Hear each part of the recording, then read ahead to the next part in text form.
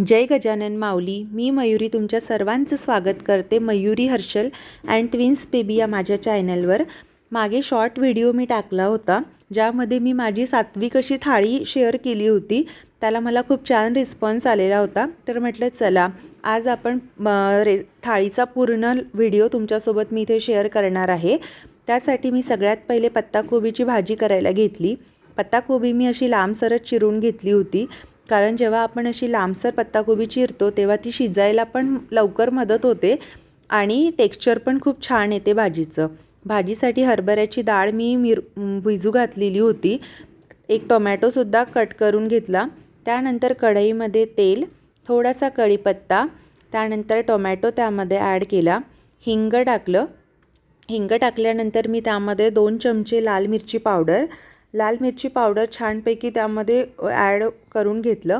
त्यानंतर हळद टाकली आणि हरभऱ्याची डाळ हे सगळं ॲड केल्यानंतर त्यामध्ये मी टाकली पत्ताकोबी जरी आता जास्त दिसत असली तरी भाजी शिजल्यानंतर ती कमी होऊन जाते, कारण वाफसुद्धा निघते आणि मग पत्ताकोबीचं प्रमाण कमी होऊन जातं. त्यानंतर त्यामध्ये ॲड केलं मी मीठ. चवीनुसार तुम्ही इथे मीठ ॲड करा.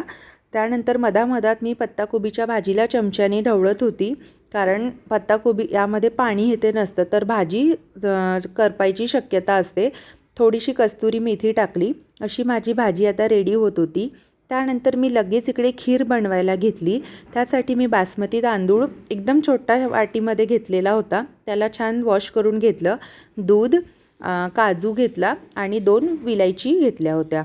त्यानंतर मी सगळ्यात पहिले कढईमध्ये तूप घेतलं आणि जे माझे बासमती तांदूळ होते ते कढईमध्ये छान असे थोडेसे खरपूस असे भाजूनसुद्धा घेतले होते. त्यानंतर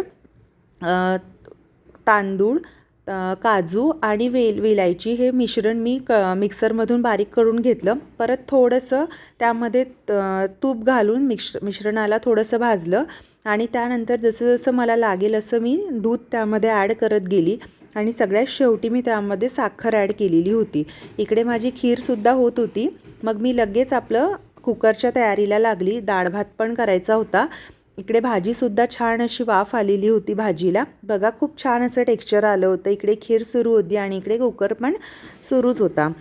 त्यानंतर मग मी लगेच कोशिंबीर करायला घेतली.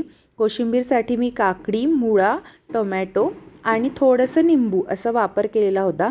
मग मी सगळ्यात पहिले काकडीला किसून घेतलं. काकडी किसल्यानंतर मी तिथे मुळासुद्धा किसून घेतला. त्यानंतर टोमॅटो कट करून घेतला. अर्धाच टोमॅटो टाकला होता. या कोशिंबीरमध्ये तुम्ही दहीसुद्धा ॲड करू शकता, त्याने खूप छान अशी चव येते, पण मी त्या दिवशी दही नव्हतं ॲड केलेलं. त्यानंतर तडका दिला मोहरीचा आणि त्यामध्ये थोडंसं असं निंबूसुद्धा पिळून घेतलं. कोशिंबीर सहसा तुम्ही अर्धा तास आधीच करा, कारण नाहीतर काकडीमुळे येते त्याला पाणीसुद्धा जास्त सुटू शकतं, पण टेस्ट खूप छान येते. त्यानंतर मी लगेच तडक्याचं वरण बनवायला घेतलं. त्यासाठी हिंगाचा वापर मी जास्त केलेला होता. लाल मिरची टाकली आणि वरणाला तडका देऊन दिला आणि त्यामध्ये थोडेसे मीठ आणि कस्तुरी मेथीसुद्धा मी यामध्ये ॲड केलेली होती. आता माझं बरंचसं आवरत आलेलं होतं. त्यानंतर मी लगेच मोदक करायला घेतले. मोदकासाठी मी जो गोळा आहे तो आधीच रेडी करून ठेवला होता. त्यामध्ये मी पीठ म्हणजे आपली कणिक आणि थोडासा रवा ॲड केलेला होता. तुम्ही त्यामध्ये मैदासुद्धा वापरू शकता. गूळ आणि खोबऱ्याचेच मोदक होते. मोदक असे खूप मोठे नव्हते बनवणार, छोटे छोटेच मोदक होते, कारण मग असं होतं की आपण 2-3च मोदक खातो आणि बाकी मोदक आपण फ्रीजमध्ये ठेवून देतो. तसं आम्हाला करायचं नव्हतं, त्यामुळे 21 मोदक तर करायचे असतात. मग मी एकदम असे छोटे छोटेच मोदक करते आणि हातानेच मोदक करत होती, त्यामुळे बघा अशा पाकळ्या पण खूप छान येतात. त्यानंतर मी कढईमध्ये तूप घेतलं. तुपाला छान थोडंसं असं गरम होऊ दिलं आणि मग 2 बॅचमध्ये मी माझे मोदक तळून घेतले आणि तिकडे माझं वरणसुद्धा उकळी येत होतं. असे मोदकसुद्धा छान असे खरपूस आता रेडी झालेले होते. बघा मोदकाला पण खूप छान असा कलर आलेला होता. असे सेम तुम्ही फक्त मैदा वापरून पण मोदक करू शकता, ते पण मोदक खूप छान होतात आणि गूळ खोबऱ्याचे मोदक करणं पण खूप इझी असतं. त्यानंतर परत मग मी कढईमध्ये तेल टाकलं. थोडेसे पापड आणि कुरडई तळून घेतल्या. पापड आणि कुरडईचा वापर थोडासा जास्त यासाठी होता, कारण बाळ पण मग पापड कुरडई आवडीने खातात. त्यासाठी मग मी कुरडया थोड्या जास्तच तळलेल्या होत्या.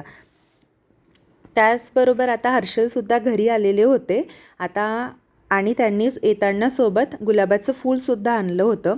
मी सकाळी दुर्वा तर बाप्पांना वाहिलाच होता, मग हे गुलाबाचं फूलसुद्धा मग मी बाप्पांना चढवलं. आणि लगेच मग जी आमची थाळी होती ती देवासाठीच ही थाळी आम्ही वाढणार होतो पहिले तर.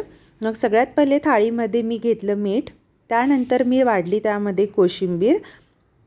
बघा, कोशिंबीरला थोडंफार तरी पाणी सुटलेलंच होतं, अर्धा तासच झालेला होता बनवून. त्यानंतर मी त्यामध्ये वाढलं आपला जो तडका दिलेलं वरण होतं ते. आणि हे सगळं वाढताना माझे दोन्ही पण बाळ तिथेच बसलेले होते.